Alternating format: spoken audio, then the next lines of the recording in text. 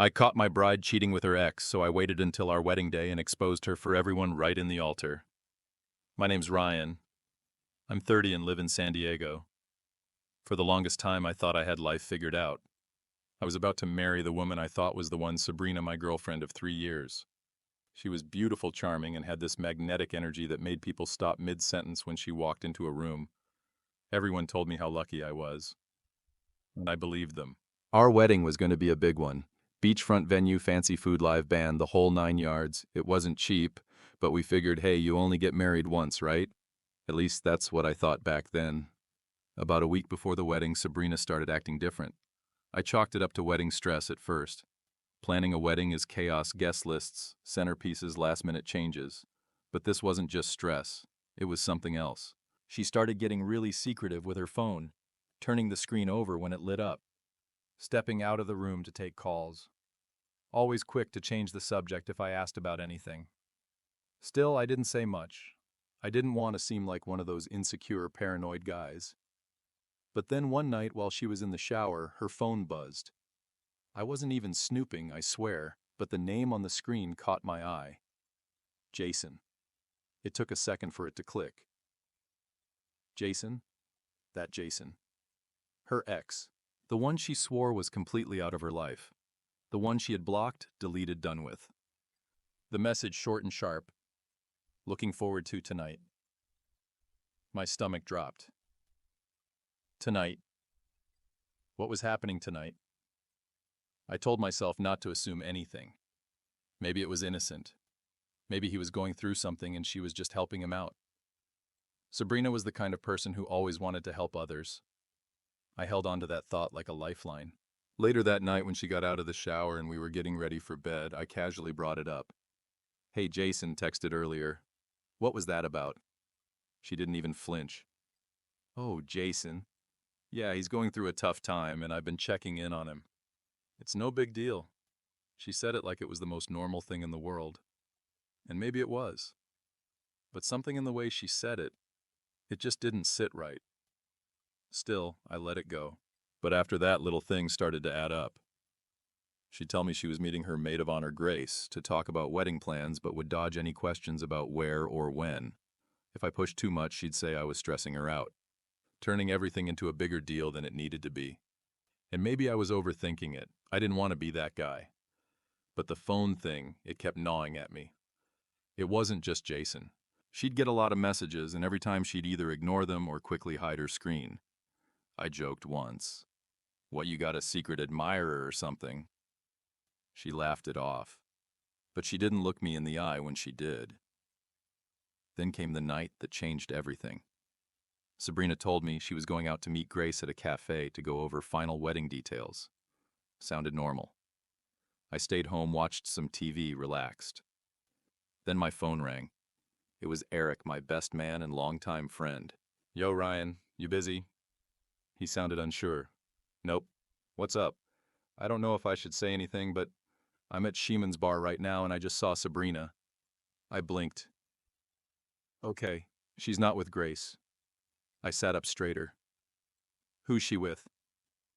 There was a pause, then he said it. Pretty sure it's Jason. That name again. That punch in the gut feeling returned. They're in a booth in the corner, he continued. Doesn't look like they're talking about floral arrangements, man. My chest tightened. Can you send me a pic? Yeah. Hold up. When the photo came through, I stopped breathing for a second. There they were, Sabrina and Jason, sitting too close, her hand on his arm, both of them laughing like they didn't have a care in the world. My world shifted. I didn't know what to say. I thanked Eric, hung up, and just sat there. That image burned into my brain. The next morning, Sabrina acted like nothing had happened. She was cheerful, humming in the kitchen, pouring us both coffee like she hadn't been wrapped around her ex the night before. Morning, babe, she said with that bright smile I used to love. Now it just felt fake. I decided to test her. How was your meeting with Grace? She didn't even blink. Oh, great. We got the seating chart figured out. She's such a lifesaver. I nodded. You guys were out kind of late, huh? Yeah, we were just catching up, making sure everything's on track. I dropped her off after. She was smooth, calm, confident. If I hadn't seen the photo, I would have believed every word. But I had seen it. Later that day, I called Eric to ask more. Did they leave together? I asked. Nah, they were still there when I left. But dude, it was intimate. Like if I didn't know she was engaged to you, I would have thought they were a couple. That hurt more than I expected. That night, Sabrina told me she was going out again another wedding errand with Grace. I didn't challenge her. I just said, cool. Where are you guys meeting? At her place, she said quickly. Something about how fast she answered made me pause. But I let her go. The second she left, I grabbed my keys and called Eric. I'm heading to Shoreline. What if she's not there? He asked. I have to know. I parked a block away from the bar, walked in and scanned the crowd. Took me a minute, but then I saw them. Same booth, same people. Sabrina, Jason. This time she was leaning into him, laughing. Her hand was resting on his again. Jason whispered something and she playfully shoved him. It was like I didn't exist. Like the last 3 years of our relationship meant nothing. I didn't approach, just watched. Then I walked out. When I got home, I sat in my car for what felt like hours. Sabrina was out with her ex again 2 nights before our wedding. What was I supposed to do with that? She came home later smiling cheerful. Grace says hi, by the way. I nodded. Cool. Did you guys get everything figured out? Yep, just a few more details and we're good to go. She didn't miss a beat, not a flicker of guilt. And that's when I knew. This wasn't just some misunderstanding, this was a choice. And I wasn't going to be her fool. After that second night at the bar, I couldn't pretend anymore. The lies weren't subtle and I wasn't stupid.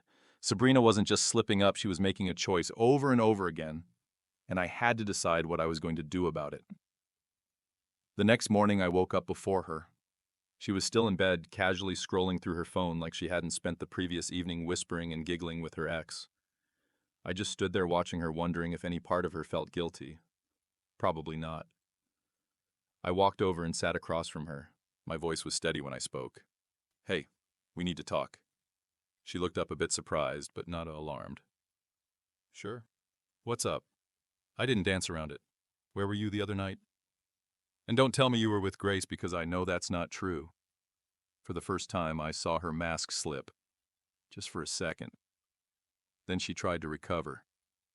I told you I was with Grace. We were just working on some wedding stuff. I leaned in. Eric saw you, Sabrina. With Jason. At the bar. He even sent me a photo. Her jaw dropped slightly. Panic started to creep into her face. Wait. What? That's not true. Eric must have been mistaken. Don't lie to me, I said, my voice sharper now.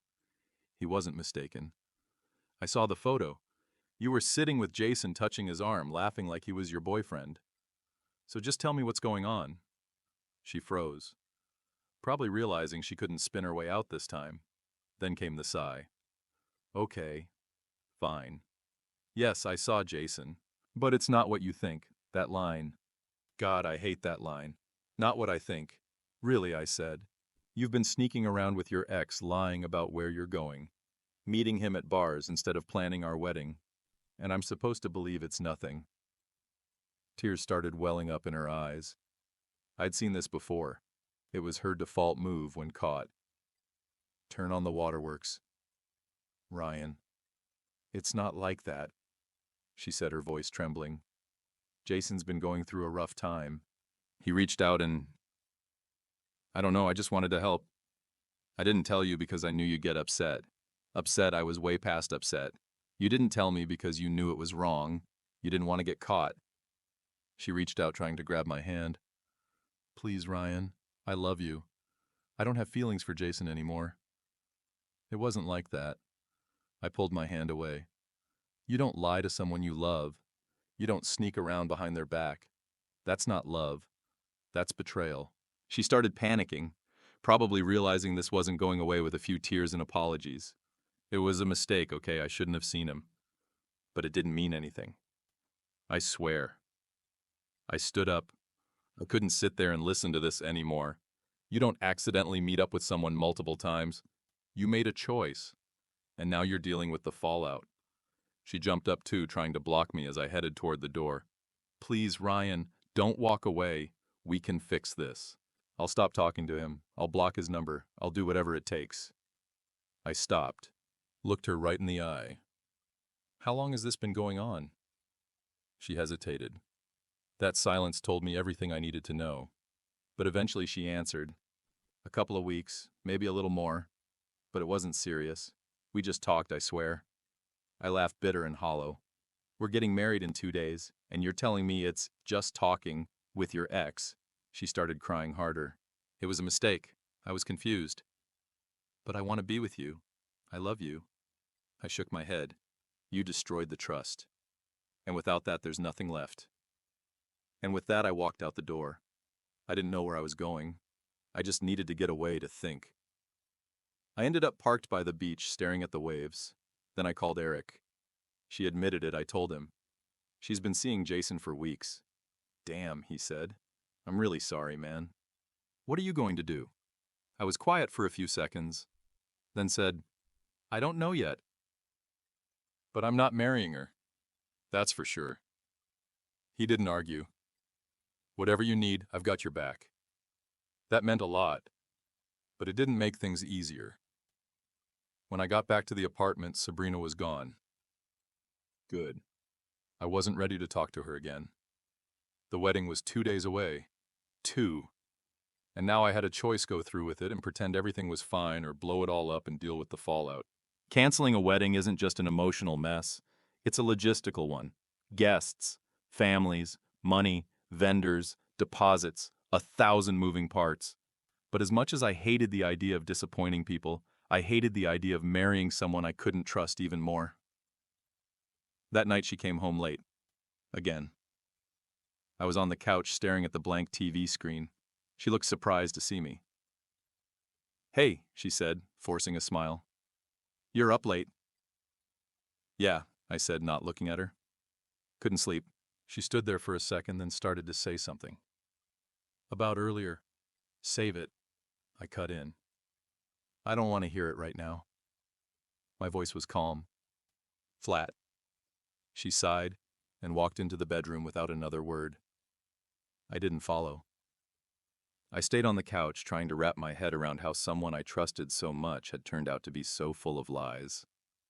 By morning, she was back to playing pretend. Cheerful, making coffee, scrolling her phone like everything was peachy. We've got a lot to do today, she said brightly. Grace and I are picking up the centerpieces and checking out the venue layout. I just nodded. Sounds important? Need any help? She laughed nervously. No. We've got it. You just relax and get ready for the big day. She gave me a kiss on the cheek and left. As soon as she walked out the door, I felt a weird mix of rage and relief. Rage that she was still lying. Relief that I didn't have to pretend anymore. My phone buzzed. It was Eric. You okay? Not really, I said, but I've made up my mind. She thinks I'm going to stand at that altar like a chump. She's in for a surprise. Eric let out a low whistle. Damn. You really going to do it? Yeah, I said. I am. That day I started thinking through how I was going to do it. I didn't want to just call off the wedding quietly. It wouldn't be enough. She needed to feel the consequences of her actions, not just for me, but for everyone she lied to. When she came home that night, she was beaming, talking about how perfect everything was. This is going to be the best day of our lives, she said. I smiled. Forced. Hollow. That's great, I said. Glad everything's coming together. She wrapped her arms around me. I love you, Ryan. I know it's been a little crazy lately, but I just want you to know how much I appreciate you. Her words sounded like someone reading lines from a script. And honestly, I didn't feel anything anymore. Not really. Not love, not anger, just a quiet, cold resolve. She kissed me and went to take a shower, humming some happy little tune like we hadn't just imploded. And I sat there in the silence, knowing exactly what I was going to do. The night before the wedding, I barely slept. Sabrina was in the bedroom, probably dreaming about flower arrangements and romantic vows. I was on the couch running through what I was going to say when the moment came. I wasn't nervous. I wasn't second-guessing. I was just waiting. When I woke up the next morning, there was a strange calm over me. Like my body already knew what I had to do and had decided to let me feel peace instead of panic. It was wedding day, but not for the reasons Sabrina thought. She was glowing, practically bouncing around the apartment, bubbling with excitement. "Can you believe it?" she said, holding my hands. "In just a few hours, we'll be husband and wife." I forced a smile. Yeah, hard to believe. She didn't pick up on the tone. She was too wrapped up in her fantasy. That was fine by me. Let her have her moment. The beachfront venue really was beautiful. Chairs in perfect rows, soft music playing, the ocean breeze flowing in just right. It looked like something out of a movie. All the guests started arriving, laughing, hugging, smiling. I greeted a few of them, shook hands with her dad, accepted his shoulder pat, and forced compliment about how proud he was. Inside, I was detached, numb. I wasn't about to marry Sabrina. I was about to expose her. My groomsmen took their spots. Eric gave me a nod, silent check-in. I nodded back. I was ready. The bridesmaids walked down the aisle. I barely noticed them. My heart wasn't racing. My hands weren't shaking. I was laser-focused. Then the music changed. Everyone stood. And there she was, Sabrina, walking down the aisle with her dad practically glowing in her dress. To everyone else, she probably looked like the picture of joy and love. All I saw was someone who looked me in the eye for weeks and lied without flinching. She got to the altar, took my hands, and gave me that bright smile, like we were living the dream. The officiant began the ceremony talking about love, commitment, and forever. I didn't hear much of it. I was just waiting for my cue. Then he turned to me. "Ryan, do you take Sabrina to be your lawfully wedded wife?"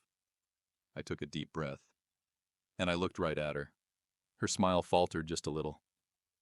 Maybe it was something in my eyes. Maybe she sensed it. "I'm sorry," I said loud and clear so everyone could hear. "But I can't do this."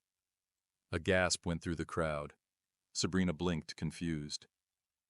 I turned to face the guests. "I need to be honest with all of you. Sabrina hasn't been honest with me.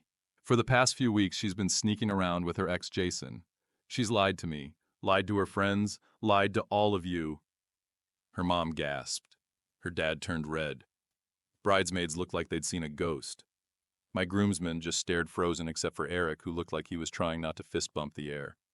Sabrina grabbed my arm, her voice suddenly panicked and low. "Ryan, please, stop. You're making a mistake." I shook her off. "No, Sabrina, you made the mistake. You made it every time you went behind my back. Every time you looked me in the eye and lied. You didn't just cheat, you disrespected everything we built. I deserve better." She started sobbing right there at the altar in front of everyone. "Ryan, please," she cried. "I love you. I'll fix this. Just don't leave me." I stepped back, voice steady. "Love doesn't look like this. If this is what you call love, I don't want it." The crowd was silent. You could hear the wind and waves better than the music at that point. I turned to the officiant. "Sorry for wasting your time." Then I walked down the aisle past all the stunned guests out into the sun and away from everything. I didn't look back. I didn't need to. The damage was done. Outside, I paused by my car, taking a deep breath. My phone was already vibrating. Sabrina, her mom, a bridesmaid. I ignored them all. Eric was the first one I actually answered. "Dude," he said, his voice buzzing with adrenaline. "That was insane. Are you okay?" I actually smiled a little. Better than I've been in weeks. "You want me to come over with a few drinks?" "Hell yeah." And just like that, the tension started to lift. The lies were out in the open. I wasn't trapped anymore. Back at my apartment, Eric showed up with a six-pack. The moment he walked in, he said, "You really did it. You pulled the plug right there, man." I slumped onto the couch. Had to. I wasn't about to marry someone who didn't respect me. Eric handed me a beer. You should have seen the looks on their faces. Her dad looked like he wanted to fight someone. The bridesmaids were whispering like it was a Netflix docuseries. We both laughed. Then I pulled out my phone and started going through the voicemails.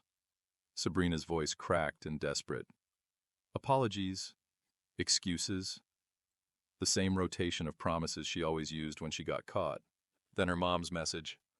How dare you humiliate my daughter like that? You couldn't have handled this in private. You owe her an apology. I deleted them both. Without hesitation. I didn't owe anyone anything. The fallout hit fast. Within a couple days, everyone had heard what happened. You don't leave someone at the altar in front of 120 people without it turning into gossip fuel. And once Eric shared the photo of Sabrina and Jason at the bar, yeah, the narrative shifted real quick. Sabrina's version of the story. She started telling people I had a breakdown, that the pressure of the wedding got to me and I just snapped. She painted herself as the victim, blindsided, humiliated, heartbroken. But screenshots are powerful things. That picture of her and Jason, her hand on his arm, smiling like they were on a second honeymoon. That did most of the talking for me. I didn't even have to defend myself. Her bridesmaid Lauren reached out a couple days later. Ryan, I just wanted to say I'm really sorry. If I'd known what she was doing, I cut her off gently. You're not responsible for her choices. I appreciate you reaching out. But she kept going. Honestly, Grace and I had been noticing stuff for weeks. She was always disappearing during wedding prep. We thought she was just stressed. I feel awful for not questioning it. You shouldn't, I said. She's a grown adult. She knew what she was doing. I wasn't mad at Lauren. Or anyone else. My anger was reserved strictly for Sabrina and maybe Jason. Speaking of him, he vanished faster than a magician at a kid's party. After the wedding imploded, Sabrina apparently tried leaning on him for support. Big surprise he wasn't interested. Turns out Jason was all in when it was secretive and convenient, but the second things got real, he ghosted her. A mutual friend told me he blocked her number and even unfollowed her on socials. Class act, right? Sabrina didn't take it well. Her text to me became a roller coaster, one message begging for forgiveness, the next, accusing me of ruining her life. I'm sorry, Ryan. I know I messed up. I love you, and I want to make it right. Then, everyone thinks I'm a monster now. You didn't have to humiliate me. I ignored them all. She wasn't sorry she cheated. She was sorry she got caught. About a week later, she showed up at my apartment. I wasn't surprised. She always had a flair for the dramatic. I opened the door and there she was, hair pulled back messily, eyes red, wearing an oversized hoodie like it could hide the disaster she'd made. Ryan, she said, voice small. Can we talk? I crossed my arms, leaning against the doorframe. What do you want, Sabrina? She hesitated, eyes darting like she wasn't sure how to start. I wanted to say, I'm sorry. I know I hurt you. I know I destroyed everything, but I still love you. I want to fix this. I didn't say anything. I let the silence do the work. I'll block Jason, she rushed on. I'll go to therapy. I'll do whatever it takes. Just give me one more chance. I shook my head, slowly, firmly. You still don't get it. This isn't about Jason. It's about trust. You lied to me repeatedly. You made a fool out of me. And now you want to rewind like none of it happened. Her lip trembled. Tears spilled down her cheeks. I'll do anything, she whispered. I'll prove it to you. I looked at her for a long moment, and for a split second I remembered the girl I fell in love with. The girl who once danced barefoot in our kitchen to terrible 80s music, who surprised me with coffee before work, who made me believe in forever. But that girl, she didn't exist anymore. Maybe she never did. Go home, Sabrina, I said, and don't come back. Before she could respond, I closed the door and locked it. The following weeks were oddly peaceful. Her attempts to contact me slowed. Eventually, they stopped altogether. People stopped believing her version of the story. Her closest friends began distancing themselves. Even her family started stepping back, especially after Sabrina's mom tried to guilt-trip me one last time and I forwarded her the bar photo. Funny how fast alliances shift when the truth comes out. Jason, meanwhile, had vanished. Apparently, he left town. Rumor had it he moved back in with his parents after ghosting Sabrina. She went from playing the victim to becoming the cautionary tale. I heard she tried dating again, but word got around. Once you're known as the bride who got dumped at the altar for cheating with your ex, yeah, that reputation doesn't wash off easily. Me, I was good. Better than good. A few months passed.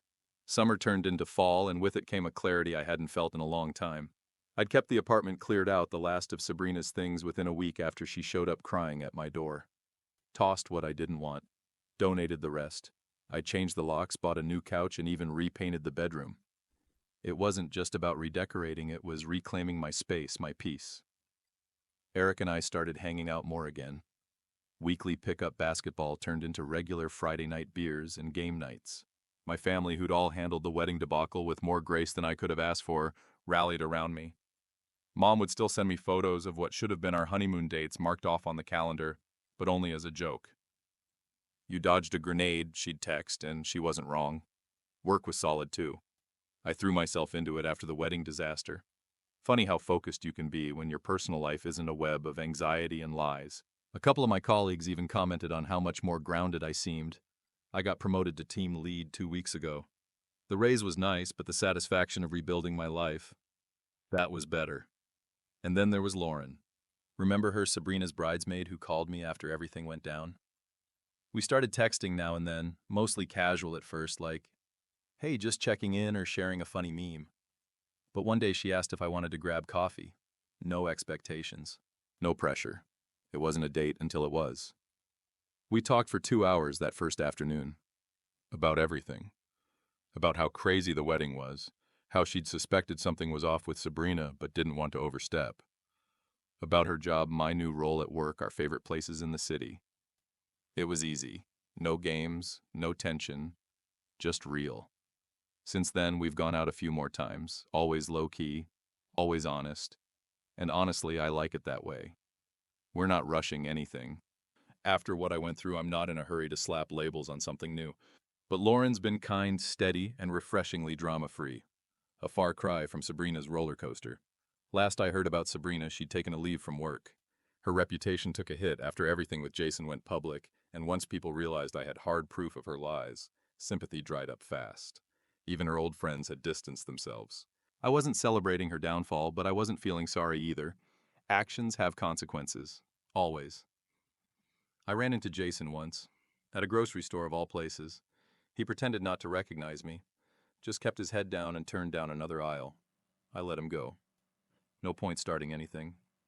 He'd already lost the game he thought he was playing.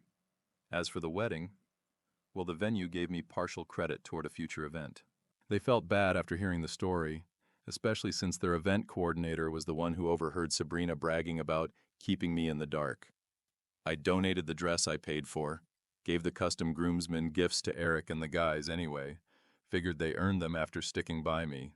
I even sold the ring, put the money toward a trip I took solo to Oregon, hiked, read a couple good books, breathed in some actual peace for the first time in years. I think back sometimes to that day at the altar. The way everyone froze, the way Sabrina looked when I said I can't do this. It was the most terrifying and liberating moment of my life. Because walking away from her wasn't just about avoiding a bad marriage. It was about choosing myself. It was about deciding that I deserved honesty, respect, and a partner who doesn't smile to my face while texting her ex behind my back. It was about refusing to let embarrassment or expectations trap me in something broken. And yeah, there were people who said I was too harsh or too dramatic, that I could have handled it privately. To those people, I say this. If someone has the audacity to cheat behind your back, lie to your face, and walk down the aisle like nothing's wrong, they don't deserve a quiet exit. They deserve a reality check. Sabrina got hers, and I got my life back. So that's my story. To anyone out there going through something similar, trust your gut. Ask the hard questions. And if the answers don't line up, don't be afraid to walk away. Sometimes the bravest thing you can do is not say I do. Thanks for reading. Stay sharp and take care of yourself. Ryan.